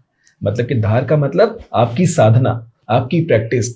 एक हीलर ने, मैं बात सिर्फ लामा फेरा हीलर या रेकी हीलर की बात नहीं कर रहा हूँ, कोई भी ऐसा साधक, मैंने बार बार अभी अपने पूरे इस कार्यक्रम में मैंने कहा कि कोई भी एक आम इंसान भी जिसने साधना की है, जिसने प्रैक्टिस की है, जिसने फोकस किया है, जिसने केंद्रित किया है खुद को, ये सारी विधाएं जो हम सीखते हैं ना, लामा फेरा रेकी, ये सिर्फ एक दिशा पे काम कर रहा है कि अपनी सारी ऊर्जा को केंद्रित करना एक पॉइंट। राइट। आपने एक पॉइंट में केंद्रित करके एक वशीकरण को बस काटना है। आपकी आज्ञा चक्र से निकलने वाली एक तीखी लेजर लाइट कड़े से कड़े वशीकरण को चुटकियों में काट देते हो। कई बार तो हमें सिर्फ ऑफिस में कोई क्लाइंट आता है तो उसके अंदर स्टेप अंदर डाउन करने में भी पता चल जाता है कि इसके ऊपर क्या हुआ है। तो सिर्फ बात के चक्कर में, सिर्फ बात करने में आधा पौना घंटा सिर्फ टॉकिंग किया, ओनली टॉकिंग, तो एक अच्छा हीलर की निशानी होती है। उसको पता भी नहीं चला और आधे पौने घंटे में टॉकिंग की और बातचीत में उसकी पूरी वशीकरण को काट कर उसको वापस भी भेज दिया। ये है एक असली हीलर का कार्य। आपके प्रेमिसेस में वो इंसान एंटर किया है, सीढ़ी में पैर रखा और आपको आभास हो जाता है, क्योंकि ये कोई हीलर का ऑरा, कोई रॉकेट साइंस नहीं बता रहा हूँ। आप अगर एक माँ से पूछेंगे, उसके घर में उसका बच्चा जब गेट में पहुंचता है, गेट को हाथ भी नहीं लगाया, माता को आभास हो जाता है कि मेरा बच्चा आ गया है, वो शायद यही कहीं पे है, देख लेती है। बिल्कुल। और इससे रिलेटेड होता है, उसके साथ टच होता है। तो जब भी ऐसे अच्छा हीलर होता है, जैसे गुरुजी अपने ऑफिस में बैठे हैं, तो उनको पता है उनका आभा मंडल कितना बड़ा है, आधा किलोमीटर है, 1 किलोमीटर है, 1.5 किलोमीटर, उनको पता चल जाता है। जैसे पहले श्री कृष्ण जी, गुरु नानक देव जी का आभा मंडल बहुत बड़ा था, तो गांव के बाहर से एंटर करते थे तो पूरे गांव को पता चलता था गुरु नानक साहब आ रहे हैं। आभा मंडल इतना बड़ा था उनका, कई किलोमीटर तक था। तो आभा मंडल में पता चल जाता है कोई एक बंदा वशीकरण के हुआ तो आप हमारे ओरे में एंटर हुआ है, तो सिर्फ बात करने में उसको रिलीज कर देना है। कितनी बार सैकड़ों बार हम कई बार किसी को बताते भी नहीं कि तेरा कटिंग कर दी गई है, तू जा। कई बार बताया तक नहीं गया कि जा, तेरा काम नहीं है। जो हमें यूनिवर्स ने जिस काम के लिए चुना है, हमारे लिए तो नॉर्मल है क्योंकि हम रूटीन में कर रहे हैं, तो तुझे बताकर करेंगे भी क्या, उल्टा तेरा माइंड को डिप्रेशन आएगा, उससे बेटर है बात करता हूँ, हमारा काम तो हमने कम कर दिया। बिल्कुल सही बात। तो वो कई बार ऐसा होता है, गुरुजी आपके ना पास आते हैं या ओरे में आते हैं, तो मैं पिछली बारी में दिक्कत में हुई थी और मैं ठीक होगी, मुझे तो पता ही नहीं लगा, सिर्फ आपके पास आने में ठीक हो जाती हूँ। जबकि उनको नहीं पता ना गुरु ने काम क्या किया है, उनको नहीं पता ना गुरु ने क्या काम किया। गुरु ने उसका वशीकरण काट दिया, उसको नजर आया उसने काट दिया। ठीक है ना। ऐसे ही आप किसी अच्छे आभा मंडल मंदिर और गुरुद्वारे में जाते हो ना, तो वहां जाकर आपको एक अच्छा शांति का अनुभव क्यों मिलता है, सुकून मिलता है। कारण वहाँ का ऑरा, एनर्जी। जब एक अच्छे गुरु, एक अच्छा हीलर, एक अच्छा टेम्पल पे आप जब जाते हो ना, तो उनका ऑरा ही इतना जबरदस्त है। अगर आप छोटी मोटी सोल लेकर भी जाए तो वही बाहर ही रुक जाएगी, अंदर जाएगी नहीं। जब अंदर वो सोल जा नहीं सकती, ठीक है, तो इसके कारण आपको मन में शांति आती। जब बाहर आते हो फिर आपके साथ ऐड हो जाती, क्योंकि कटिंग तो की नहीं किसी ने, तो वो अंदर जा नहीं सकती। अंदर आप अकेले गए हो अपनी सोल, पवित्र सोल के साथ, तो आप अंदर आराम से बैठे हो और अपना मेडिटेशन किया, अपना रिचुअल किया, नमन किया, आप बाहर आ गए, आपको लगता है बहुत अच्छी बहुत शांति मिली। वो शांति किसके लिए मिली? वहां पे ओरा था, तो वो जो आप साथ लेकर जा रहे कैरी किया, वो कैरी तो वहीं पे छोड़ दिया अपने साथ पे, वो सीढ़ी भी रह गया, चौखट भी रह गया, क्योंकि वो चौखट क्रॉस ही नहीं कर सकती, उसको आज्ञा ही नहीं है किसी अच्छे ओरे में टेंपल में एंट्री करने की, किसी अच्छे हीलर के पास आने की। अगर वो आ रही है तो हीलर का काम है बिना उसे पूछे भी कटिंग करके उसको साइड पे कर देना। एक चीज और जो अभी आपने हमारे व्यूअर्स को एक चीज बताई कि अगर किसी के पास नेगेटिव एनर्जी है तो उसको जानने का आपने तरीका बताया। रिक्वेस्ट है, अगर किसी के ऊपर वशीकरण हो रखा है तो उसको वो पहचाने कैसे कि मेरे ऊपर ये चीज हो रखी है? 2 तरीके बताऊंगा जी। अगर किसी की में सच में किसी में वशीकरण हुआ है तो एक आप दूसरे को कैसे पहचाने। पहला एक जी। कि अगर आपके किसी दोस्त के किसी संबंधी के में वशीकरण हो रखा है तो आप कैसे जाने, और अगर उस मुझ में खुद में हो रखा है तो मैं कैसे जानूं। जी। पहला, आप उसके बिहेवियर को देख के समझ जाएंगे, है ना। आंखों के नीचे हमेशा डार्क सर्कल दिखेगा, ठीक है। बाल हमेशा सूखे लगेंगे, स्किन हमेशा ड्राई लगेगी। ये सिम्टम्स है, ठीक है। सिम्टम्स है। उसके भूख प्यास में परिवर्तन आ जाएगा, हाँ, उसके रहने सोने खाने में परिवर्तन आ जाएगा। ये सिम्टम्स है। अब ये सिम्टम देख के आपको चेक करना है क्या, अगर वो अलाउ करता है तो उसके दोनों अंगूठे को बांध दीजिए, ओके, आपस में पाँव के दोनों अंगूठों को ऐसे बांध दीजिए और रात को सोने बोलिए। जटिल से जटिल भी अगर आप एक ही नॉट बांधा, जो अपना मौली धागा होता है ना, उससे बांध दीजिए, वो पूरी रात नहीं सो पाएगा। आपस में दोनों को बांध रहे हैं या अलग अलग? वो पूरी रात नहीं सो पाएगा, हर इकट्ठा दोनों कैसे? और अनकंफर्टेबल हो कि नहीं, थोड़ी देर तो नहीं। एक आम आदमी को आप बांधिए, उसको बांध दो कि थोड़ी देर में नींद आ भी जाएगी अनकंफर्टेबल। ये पूरी रात नहीं सोएगा, ये पूरी रात नहीं सोएगा और इसको बहुत बुरे सपने आएंगे। मतलब कि वो आप उसके लिए शत्रु की तरह हो जाएंगे। भले उसका कंसर्न रहे बांधने को लेके, आप उसके शत्रु बन जाएंगे। ये सबसे सहज तरीका है जानने का। दूसरा, खुद जानना है कि आपके में कोई नजर दोष। मंदिर जाइए, घंटी के नीचे खड़े होकर घंटी बजाइए। घंटी के नीचे आपका पूरा शरीर थरथराएगा, पूरा शरीर थरथराएगा। तो नजर दोष का आप नजर दोष में फंसे हुए हैं, नजर दोष में फंसे, वशीकरण में फंसे हुए। नजर दोष नहीं, वशीकरण में। बॉडी की सेंसेशंस, बॉडी की वाइब्रेशंस, आपकी सारी इंद्रियां आपको चिल्ला के बताएगी कि ये वो मौका मिलेगा आपको। उस जो तरंगे आपके शरीर से दौड़ेगी, उस समय आपको एक सुरक्षित मौका मिलेगा जिसमें आपकी पूरी इंद्रियां आपको बताएगी कि हम फंसे हुए, हमें बचाओ, हम फंसे हुए, हम बचाओ। उस और के उस तरंगों के अंदर जो त्रिकोण तरंगे ऐसे निकलती है घंटी से, उस टाइम पे आप बिल्कुल सुरक्षित वातावरण में आ जाएंगे। उस समय आपकी इंद्रियां आपको बता देंगी कि आप फंसे हुए हैं, हमें बचाओ।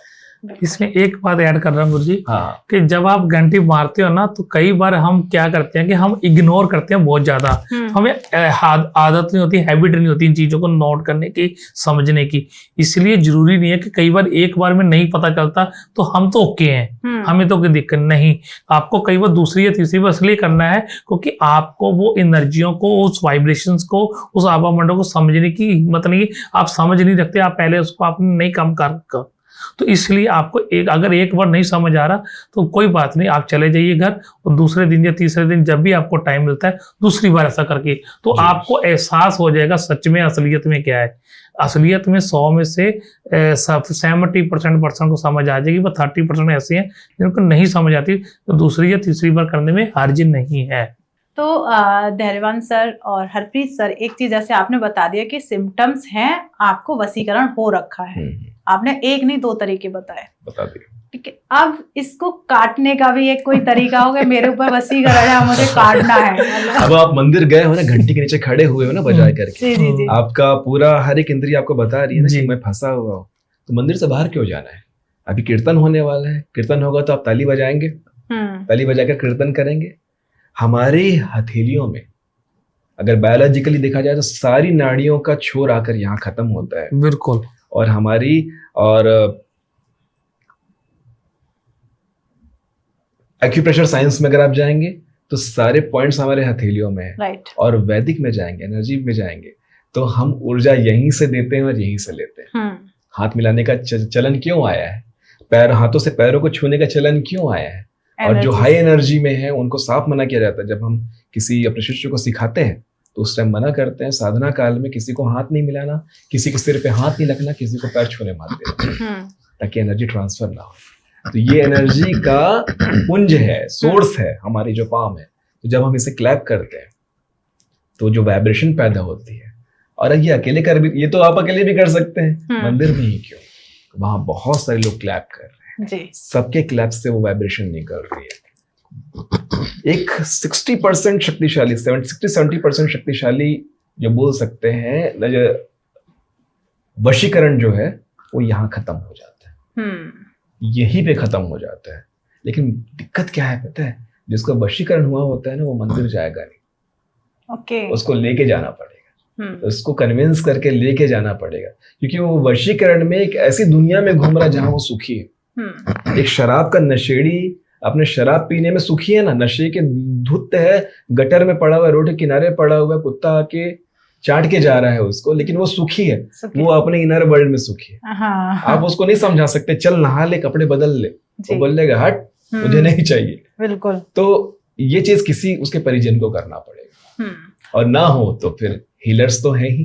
बिल्कुल, इतना आसान नहीं है, अगर उसका इच्छा नहीं है उसे मंदिर ले जाना, अपने कितना भी नोन हो, जो अपने दुख में सुखी है ना, उसे आप सुख नहीं दे सकते। क्योंकि अगर आप मंदिर भी ले जाओगे, जैसे आपने कहा, जब तक आप वो सत्संग कीर्तन नहीं सुनोगे ना, तब तक वो चीज को काटना आसान नहीं है ना। वहां जाके सत्संग कीर्तन में जब आप ताली बजा करके आप भजन कीर्तन करेंगे, उस क्लैप के साउंड से जो एनर्जी प्रोड्यूस होगी वो वशीकरण को काट देती है। तो मतलब काट देते हैं।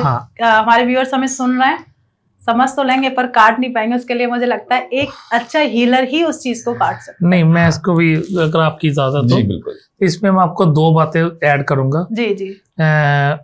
मुझे आप समझना, एक किन्नर को जानते हो? किन्नर के ऊपर वशीकरण, ब्लैक मैजिक या उसको कोई भी बीमारी, कोई भी बॉडी में इश्यू नहीं आता।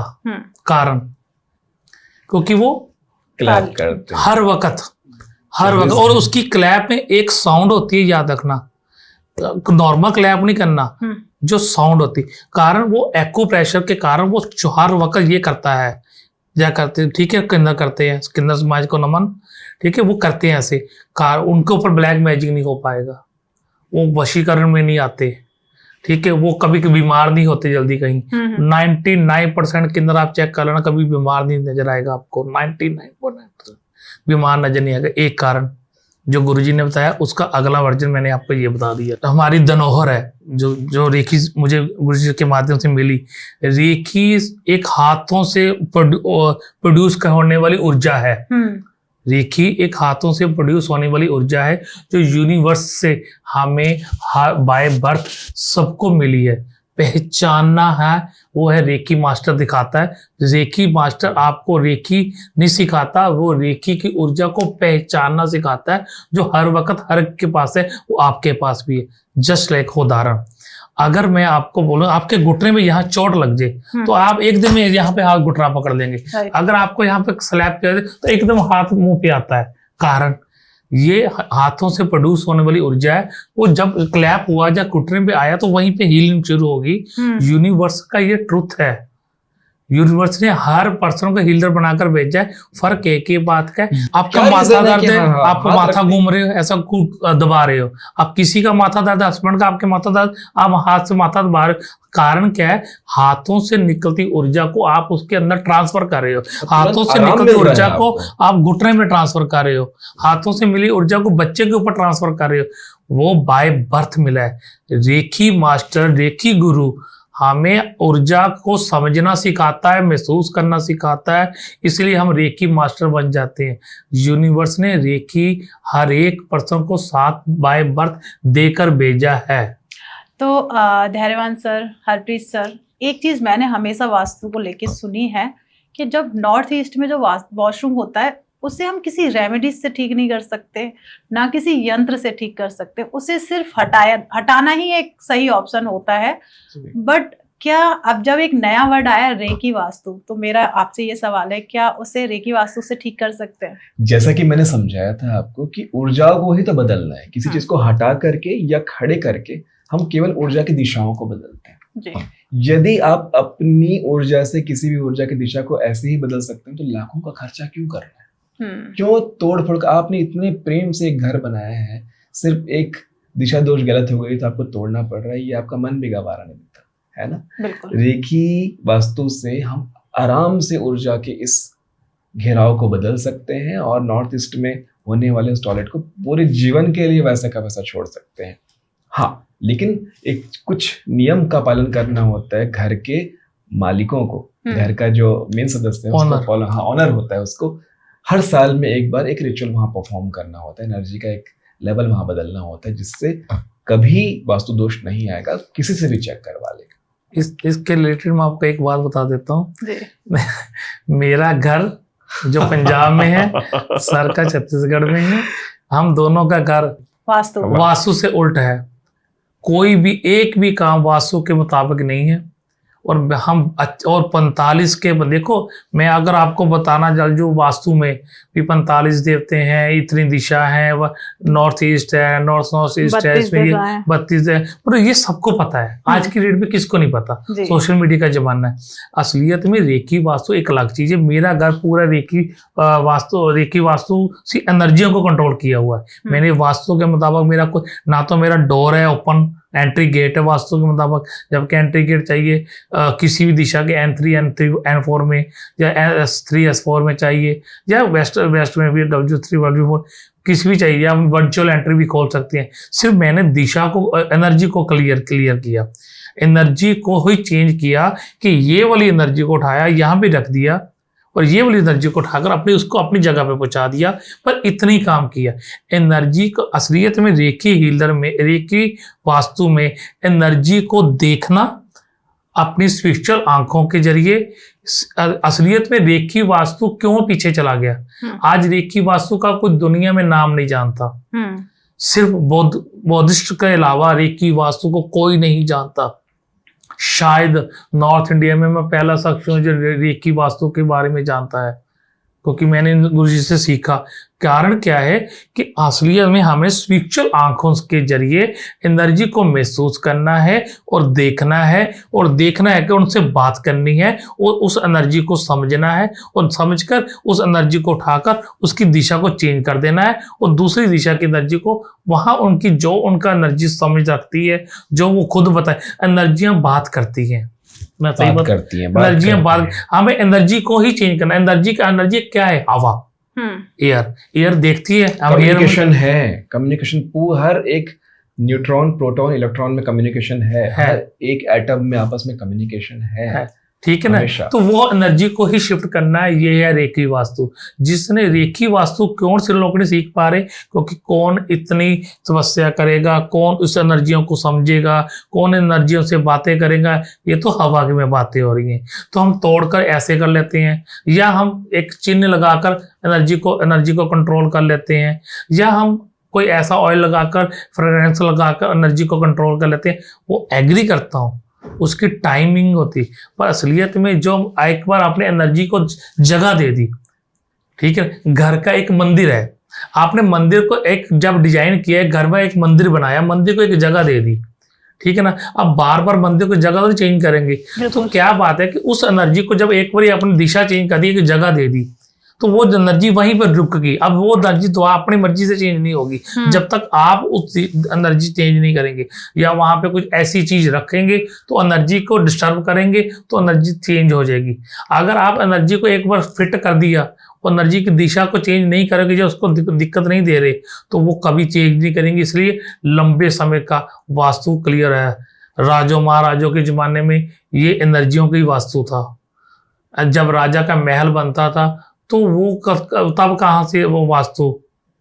वो एनर्जियों के कारण ही, क्योंकि पहले के जमाने में मॉन्क गुरुओं को या इनके आगे गुरुओं को, उनके आगे गुरुओं को एनर्जियों की समझ थी। पहले जमाने में वो नाड़ी को चेक कर कर वैद्य बता देते थे आपको इश्यूज क्या है। आज कोई डॉक्टर नहीं बता पा रहा, सिर्फ आपको टेस्ट के जरिए बताएंगे। बिल्कुल सही तो वही चीज है, वही विद्या रेकी वास्तु धीरे धीरे लुप्त होने शुरू होगी।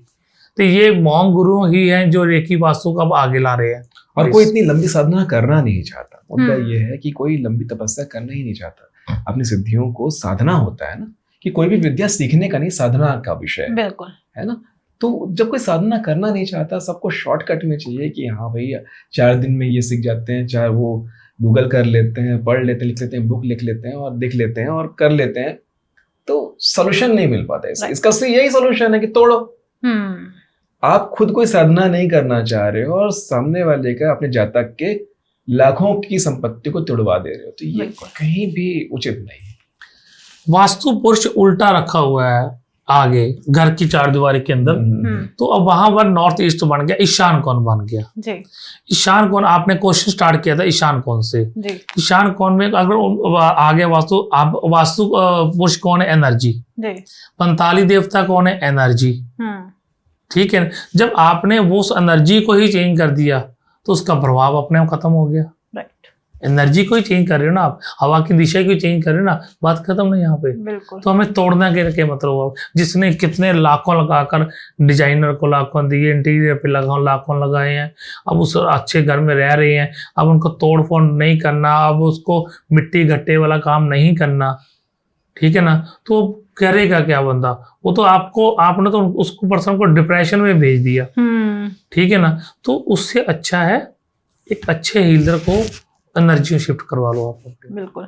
एक चीज और होती है, जैसे हम एक प्रॉपर्टी लेते हैं, एक खाली प्लॉट है, क्या उसमें भी हम अपनी एनर्जीज को और इनहेंस कर सकते हैं, जिससे अगर हम उसमें अपना घर बनाते हैं तो इतनी अच्छी एनर्जी हो कि उसमें एंट्री करते ही बारे न्यारे हो जाएं? गुरुजी इस बात का, क्योंकि गुरुजी इसमें सबसे माहिर हैं भूमि पूजन में, जो ये भूमि को टच कर कर बता सकते हैं पूरी एनर्जी को, सिर्फ भूमि को टच करके पूरी बता देंगे कि पूरी एनर्जी। ये मैंने अपनी आंखों से कई बार देखा हुआ है कि सिर्फ टच करते सारी पूरी भूमि की शेप नजर आ जाती है इनको। इनकी नीचे की एनर्जियां, भूमि के नीचे की एनर्जियां कितनी काम करती हैं, यहाँ पे जियोपैथी के कितनी तरंगे आती हैं, टच करते सारी बता देते हैं।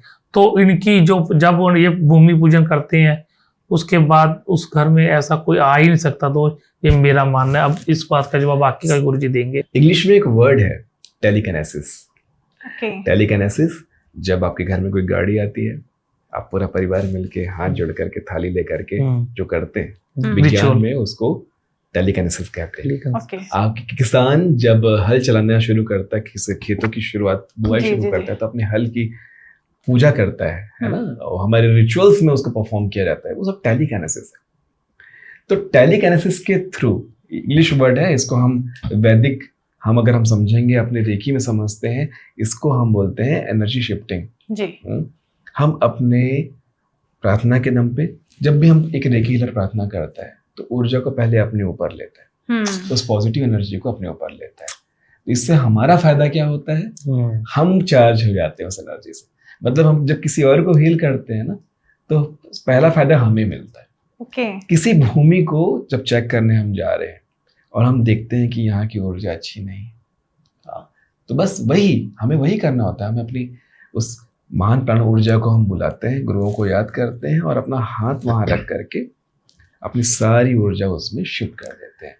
देन सारा परिवार मिलके, जो लोग उस घर में सम्मिलित होने वाले हैं, वो सब मिल करके एक पूजा करते हैं, एक अर्चना करते हैं। और उस पूजा के दौरान जब उन सब का मन एक साथ एक जगह पे जुड़ा हुआ है, बस उसी टाइम हम एक रेकी हीलिंग का रिचुअल परफॉर्म कर देते हैं, और वो परफॉर्म करके एक क्रिस्टल को उस जमीन में डाल देते हैं। वो हमेशा के लिए, जब तक वो क्रिस्टल उस जमीन पे रहेगा, कभी कोई वास्तु दोष नहीं होगा। जमीन से जुड़ा हुआ वास्तु दोष नहीं होगा, है ना। हाँ, घर बनने के बाद अगर कुछ इधर उधर हो गया है तो वो उसका वास्तु दोष है, जिसका भी उपाय लामा फेरा से हम रेकी से हम आराम से कर सकते हैं। इसी में मैं आपको एक बात बताऊं, गुरुजी ने मुझे अभी भी याद कराया उन्हें बात करते करते, कि जब हम किसी को हील करते हैं तो ऊर्जा ऊपर से पहले हमारे अंदर ट्रांसफर होती है, हम फुल एनर्जेटिक होते हैं और तब दूसरों को हम ऊर्जा को प्रदान कर सकते हैं, तो उसको एनर्जी देकर हील करते हैं।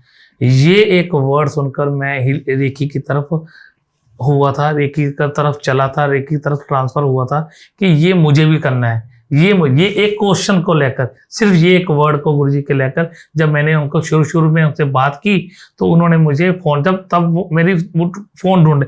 पहला शख्स जो इनके घर में कई महीने रहकर आया, पहला शख्स जो इनका पर्सनल फोन नंबर मैंने ढूंढ लिया था, जबकि इन्होंने कभी पर्सनल फोन नंबर कभी किसी को नहीं दिया था। ये पुरानी 7 साल पुरानी बात है। तो ये वर्ड उन्होंने मुझे फोन पे बताया था, तो मैंने बोला अब तो रेकी करूंगा कि ये ऊर्जा कैसे उतरती है और कैसे हम इसको ट्रांसफर करते हैं। अब तो ये मुझे सीखनी है। वास्तु रेकी से जुड़ा एक और मजेदार किस्सा आपको बताता हूँ। हमारे पास दुबई से एक क्लाइंट का कॉल आया था।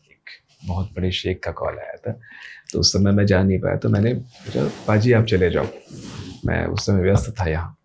तो पाजी गए। अब वो सोचे कि धैर्यवान के यहाँ से कोई आए हैं तो बड़ा अच्छा रेकी वास्तु करते हैं ये। अब ये पूरा कर लिए, पूरा सिस्टम बता दिए, पूरा कर लिए। वहाँ से मुझे कॉल आता है, किसे भेज दिया आपने? ना कोई तोड़ फोड़ करा रहा है, ना कुछ हटाने बोल रहा है, ना कुछ खसकाने बोल रहा है। ये क्या है? ये इनको आता भी है?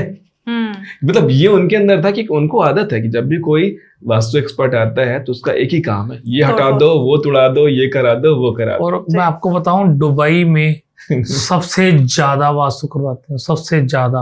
वो इस चीज को मानते हैं, वो इस विद्या को प्रॉपर ग्रहण करते हैं, प्रॉपर मानते हैं, उसकी पूजा करते हैं। असलियत में हम करोड़ों की बिल्डिंगें बन गई है, कैसे तोड़वा दे? बिल्कुल सही बात है। एक एक इंटीरियर उनका करोड़ों का हो जाता है। एक कमरे में एक 15 बाई 15 का कमरे, 15 बाई 15 स्क्वायर फीट के कमरा में 1 करोड़ रुपए का इंटीरियर हो गया, आप कैसे तोड़वा दोगे? सोचिए ना कितना नुकसान है। तो पाजी वहां से आ गए और फिर उन्होंने जो भी हमारी फीस थी उन्होंने हमें दे दी। बात खत्म हो गया। मैंने विश्वास दिलाया आप चिंता ना करें, सब ठीक है। ओके, मुझे खुद बात करना पड़ा, तो सारी बातें हो गई। उस किस्से के 10 महीने बाद, 10 महीने लग गए, पूरे 10 महीने बाद हमारी जो वहां की फीस थी वो तो, लेकिन 10 महीने बाद वहां से एक अपने आप ही बहुत बड़ा ट्रांजेक्शन हुआ हमारे अकाउंट में। बहुत मोटा, मैं अमाउंट नहीं बोलूंगा, बहुत मोटा। क्यों? क्योंकि उनको जो उम्मीद थी कि इतना खर्चा होने वाला है, उसमें का एक छोटा सा हिस्सा उन्होंने हमारी संस्था को ट्रांसफर कर दिया, क्योंकि उनका वो खर्चा नहीं हुआ। और 10 महीने में जो उनको ग्रोथ मिला पाजी के हीलिंग की वजह से, सही बात है। आज भी हम उसके टेस्ट मनी नहीं दिखा सकते, क्योंकि बहुत बड़ी फर्म है, बहुत बड़ी रिचुअल है। आज के समय में वो मुझसे ज्यादा पाजी को मानते हैं। वो आपके कारण, मेरा कोई लिंक नहीं है, वो आपका क्लाइंट आपके कारण। वो अलग बात है। देखो भारती में सिंपल सी बात है, जब हम किसी, मैं आपको पहले बोला ना, तोड़ फोड़ करा रहे हैं, आपको नजर आ रहा है। जब हम एनर्जी को इधर से उधर ट्रांसफर कर रहे हैं, वो आपको नजर नहीं आ रही, हवा आपको नजर नहीं आ रही, भगवान आपको नजर नहीं आ रहे, एंजल्स आपको, स्वर्गदूत आपको नजर नहीं आ रहे, एंटिटी आपको नजर नहीं आ रही, भूत प्रेत आपको नजर नहीं आ रहे, तो हम काम तो हो रहा है ना, सब कुछ समझ तो आ रही है सबको। तो जब एनर्जी को ट्रांसफर किया, वो सामने वाला शेख बैठे, वो नहीं समझ पा रहे मैंने क्या किया। ठीक है, चाहे मैंने साइकोलॉजी पढ़ी, पर हम उन जैसी जितनी मर्जी मैं आपको इंग्लिश में छोटी मोटी टोटी मोटी इंग्लिश समझा भी दो, पर वो बात ही समझ पा रहे मेरी कि आपने किया क्या। आप कभी पालथी मारकर वहां बैठ जाते हो, कभी पालथी मारकर वहां बैठ जाते हो, तो आप कर क्या रहे हो? पिछले 3 दिन से आप कर रहे हो, और आज आपने जाना भी है वापिस। और आज के समय में उन शेख साहब के पर्सनल हबीबी हैं ये। क्या बात है। मतलब और मुझे उन्होंने मैंने माफी चाहता हूँ, मैं सच बोल रहा हूँ, मुझे उन्होंने नमाज पढ़ने से, मैंने नमाज पढ़ने जानता हूँ पूरी की पूरी। हमारी जो ऑडियंस है, क्योंकि अभी हमने रेकी को शुरुआत ही की है, रेकी वास्तु को अभी हमने स्टार्ट ही किया है। अगर हमारी ऑडियंस को ये पॉडकास्ट पसंद आता है, मैं और आप, हम तीनों लोगों की तरफ से हम यही कहेंगे, आप भर भर के कमेंट करिए। जितने ज्यादा कमेंट होंगे, रिपीट यही रेकी वास्तु को लेके हम पॉडकास्ट करेंगे, वो डिपेंड आप पे करता है। तो हरप्रीत सर और धैर्यवान सर, जो हमारे व्यूअर्स हैं, वो अभी हमें देख रहे हैं, उनके लिए कुछ आप कुछ अपने शब्दों में कहना चाहेंगे? देखिए, आपको जितने भी शब्दों मैंने कहने थे मैंने कहे, सबको समझ आए। असलियत में एक सही टीचर आपको इसी पॉडकास्ट के माध्यम से कई बार अपने टीचिंग का वर्ड मैंने बोला भी है कि बहुत आसान भाषा में ये टीचिंग देते हैं, तो इसी आसान भाषा में एनर्जी को भी समझाते हैं। अगर एक मेरे जैसे सरदार पर्सन को, जो इन चीज़ों से लेना देना, जो हमारी कम्युनिटी इन चीज़ों को मानती ही नहीं है, समझती नहीं है, फिर भी मुझे इन चीज़ों की समझ आई, मुझे सीखा मैंने, तो अगर मेरे जैसा एक पंजाबी बंदा भी समझ सकता है, तो आप सब लोग तो फिर महान हो। इन चीज़ों को समझो। यह आप हमारे भारत की धरोहर है, बुद्धिस्ट हमारे भारतीय हैं, ये धरोहर इनकी। इन चीज़ों को समझो, क्योंकि रेकी वास्तु एक ऐसा वास्तु है जो असलियत में सिर्फ, देखिए हम गुरुजी के माध्यम से मैंने बहुत अच्छे तरीके से समझाने की कोशिश की कि ये एक एनर्जी है, एनर्जियों को ही शिफ्ट करना है। तो रेकी वास्तु को समझिए, सीखिए और अपने जीवन में इसको लाइए। जैसे मैं ला पाया हूँ, वैसे आप भी बन जाइए। जीवन में प्रगति पाना चाहते हैं आप किसी भी तरह का, तो एक चीज हमेशा जान लीजिए, जो सुगम है, सहज है, वही योग है। योग मतलब एडिशन, जीवन में ग्रोथ, योग जोड़ना तभी आएगा जब आप सुगम और सहज हो जाएंगे। आपका घर सुगम और सहज होगा, आपका रहना, आपका खाना, आपका पीना, आपके ऑफिस में काम करना सुगम और सहज होगा, तभी योग होगा, तभी एडिशन होगा। सुगम और सहज करने के लिए अपने जीवन को चाहे वास्तु से सुगम सहज करिए, चाहे अपने हेल्थ को सुगम सहज कीजिए, चाहे अपने काम को सुगम सहज कीजिए। जीवन आसान होना चाहिए जिसमें आप आसानी से चल सके। आपका पैदल चलना आसान होना चाहिए, आपका गाड़ी चलाना आसान होना चाहिए, आपका सोचना आसान होना चाहिए, आपका खाना पचाना आसान होना चाहिए। तो सुगम और सहज होना बहुत आवश्यक है योग के लिए। बिल्कुल। तो आपने हमारा ये पॉडकास्ट देखा, उसके लिए पहले तो ऑडियंस को थैंक यू। और सबसे पहले आप लोग इतना कीमती समय निकाल के आते हैं और अपने पास जो विद्या है उसके बारे में हमारी जो ऑडियंस है लोगों को जागृत कर रहे हैं, उसके तहे दिल से थैंक यू सो मच। और प्लीज अगर आपको लगता है कि हमें रेकी पे एक और पॉडकास्ट करना चाहिए, क्योंकि अभी तो हमने सिर्फ कह सकते हैं शुरुआत की है, क्यों हरप्रीत सर? क्योंकि अभी गुरुजी के इतना सीखा है कि अभी बहुत कुछ पढ़ा है, बहुत कुछ पढ़ा है। तो हम तो ऑडियंस के हाथ में ही छोड़ देते हैं, जितने ज्यादा ये कमेंट करेंगे हम रेकी पे फिर से रेकी वास्तु पे एक पॉडकास्ट करेंगे। तो अब काम आपका शुरू होता है, आप ज्यादा से ज्यादा हमें कमेंट करिए और प्लीज ये पॉडकास्ट जितना ज्यादा हो सके अपने फ्रेंड्स फैमिली के साथ शेयर कर दीजिए और उनसे भी कहिए कि वो अपने फ्रेंड और फैमिली के साथ शेयर कर दें, क्योंकि आज आप जानने वाले एनर्जी, क्योंकि हमारी बॉडी भी एनर्जी है, हमारे आसपास जितना कुछ भी है वो एनर्जी है। तो आज खुद आप अपने आप से मिलने वाले हो, तो कोशिश करो ज्यादा से ज्यादा लोगों को ये पॉडकास्ट शेयर करो और कमेंट तो आप लोगों के हाथ में, अपने विचार को वेस्ट मत जाने दीजिए। बस अपना फोन उठाइए, टाइप करिए, अपना सवाल हमें कमेंट के जरिए बताइए, उसका जवाब मैं हरप्रीत सर प्लीज हमारे ऑडियंस को जरूर दीजिएगा। जरूर, प्रॉमिस, जरूर, जितना हो सके जल्दी से जल्दी। और प्लीज इस चैनल को आप सब्सक्राइब कर लीजिए, क्योंकि सब्सक्राइब करने में मुझे लगता है कोई भी चार्ज नहीं लगता और ज्यादा एनर्जी भी नहीं लगेगी।